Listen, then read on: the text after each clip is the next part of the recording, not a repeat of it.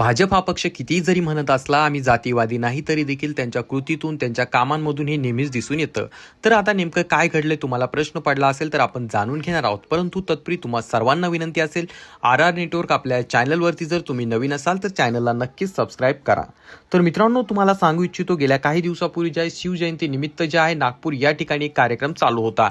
त्या कार्यक्रमामध्ये जे आहे डॉक्टर बाबासाहेब आंबेडकर यांचा फोटो घेऊन काही त्या ठिकाणी भीमसैनिक नाचत होते. आणि हा जो कार्यक्रम होता दुसरा तिसरा कोणाचा नसून चंद्रशेखर बावनकुळे यांचा होता, जे की भाजपचे दिग्गज नेते आहे. त्यांच्या कार्यक्रमामध्ये डॉक्टर बाबासाहेब आंबेडकरांचा फोटो होता, तर त्यांनी त्या ठिकाणी त्यांच्या कार्यकर्त्यांनी त्यांच्या लोकांनी तो फोटो मागे मागून घेतला आणि डॉक्टर बाबासाहेब आंबेडकरांचा फोटो अक्षरशः स्टेजच्या मागे ठेवण्यात आला.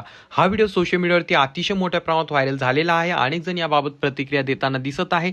परंतु चंद्रकांत बावनकुळे जे की नेहमी सांगत असतात की मी जे आहे सेक्युलर आहे किंवा आम्ही जातीवाद करत नाही, तर त्यांनी त्या ठिकाणी जे आहे या ठिकाणी कुठल्या प्रकारची प्रतिक्रिया दिलेली नाही.